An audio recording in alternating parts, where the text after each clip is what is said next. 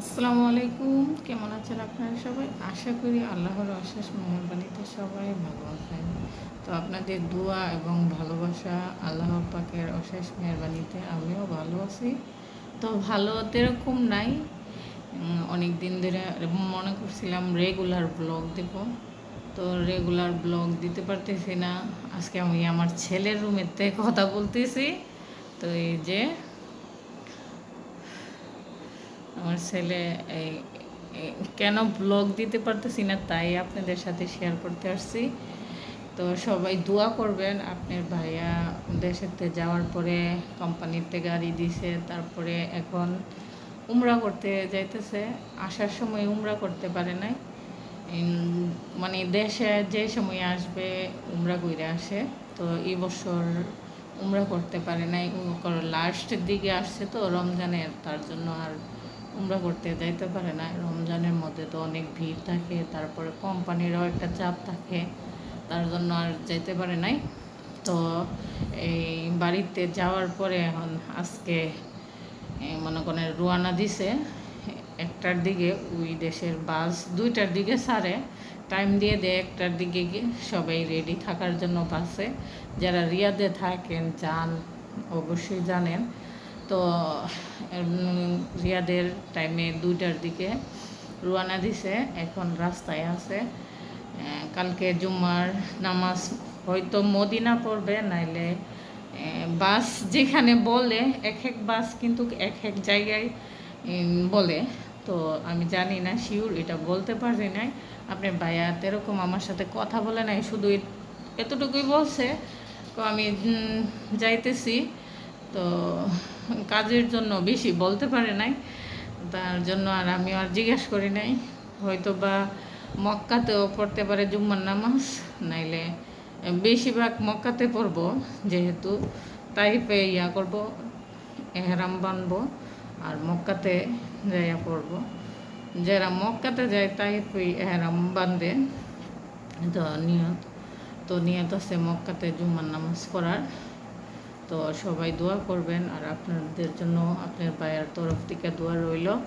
তো বিস্তারিত কথাটা কি, আমার ভিডিওটা বেশি লম্বা করবো না। আমার মোবাইলটা পানির তরে গেছে, এখনও চলে, একটু গোলা গোলা আকার ভিডিও হয়, তার জন্য দিতে পারতেছি না। আরেকটা শরীর স্বাস্থ্য প্রচুর খারাপ যাইতেছে, তার জন্য আমি ভিডিও সব কিছু করা আছে, রেডি আছে, তার জন্য আর ছাড়িও না। মন মানসিকতা তো এরকম ভালো না। তো আমার ছোটো ভাইয়াটারও নিয়ে যেতেছে, আপনার ভাই নিয়ে যেতেছে উমরা করানোর জন্য। তো দোয়া করবেন। চিনেন মনে করেন আপনার ভাইয়ের পাশে যারা দেখছেন, জীবন আমার ছোটো ভাইয়াটা, তো জীবনও সাথে নিয়ে যেতেছে। তো 22 তারিখ নিতে পারে নাই, যেহেতু কোম্পানির একসাথে আপনার ভাইয়া দেশে ছুটিতে আইসা গেছে। তো আবার 22টা যদি চলে যায় তাহলে সবাই বলবে, আর দেশেতে আসার সাথে সাথে আবার উনিও কোম্পানিতে ছুটি নিতেছে, 22টাও নিতেছে। তো আবার কোম্পানির মধ্যে অনেক চাপ আছে এখন, তার জন্য আর নেই আপনার ভাইয়া। পরবর্তীতে যাইলে নেওয়া যাব, সবাই একসাথে যাওয়ার দরকার নাই, নাইলে সবাই কিন্তু বেশিরভাগ 22 তারিখের সাথেই নেওয়া যায়।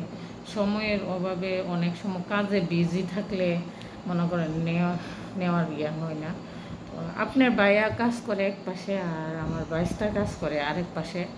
তো যারা কোম্পানিতে থাকেন এক একজনের এক একটা মুদির থাকে, তো এর মুদিরে হয়তো বললে ছুটি দিল, তবু না বলছে আপনার, যেহেতু দেশে আসবে অল্প কয়েকদিনের ভিতরে দেশে আসার একটা নিয়ত আছে, তার জন্য আর বলে নাই, কইছে দেশে যাওয়ার সময় উমরা কইরা যাবে, এই কথা বলতেছে। তো আজকে আমার ছেলের রুমটা একদম, আমার ছেলের রুমটা গুছানো হয় নাই, তবু আমি দেখাইতেছি আপনাদেরকে। এই যে এটা আমার পুরাতন খাট, ওইখানে গেঞ্জিটা রাখছি। আমার ছেলে আছে না, ওয়ার্ড্রপের ভিতরে রাখলে একদম করে। এই ওয়ার্ড্রপটা আমি রং করবো, এখন আপাতত সাদা রং করবো, হোয়াইট। আর আমার ছেলে বলতেছে ওর রুম ওরে গুছাই দিতেইব, যেহেতু আমার কাছে আছে। জানেন কাকি, এখন কিন্তু কাকি আমাদের সাথেই এক রুমে থাকে। তো ছেলে বলছে আমার রুম আমি রাব্বুরে বলছে আলাদাভাবে ডেকোরেশন করবো, আপনি যে সময় হয় এই সময় আমি দেখামু, সব ডেকোরেশন করে দিবেন। এখন আপাতত আমি এই রুমেই থাকি, এভাবেই থাকি, এখন আর কোনো ফার্নিচার দরকার নাই, এই কথা বলছে। তো এই তো আজকের ভিডিওটা এই পর্যন্তই। ভালো লাগলে অবশ্যই লাইক দিবেন, কমেন্ট করবেন, সাবস্ক্রাইব করবেন, আর আপনাদের পাশে থাকার জন্য সবাই দোয়া করবেন। তো আমার শরীরটার জন্য সবার কাছে দোয়া রইল। তো আল্লাহ হাফেজ, ভালো থাকবেন।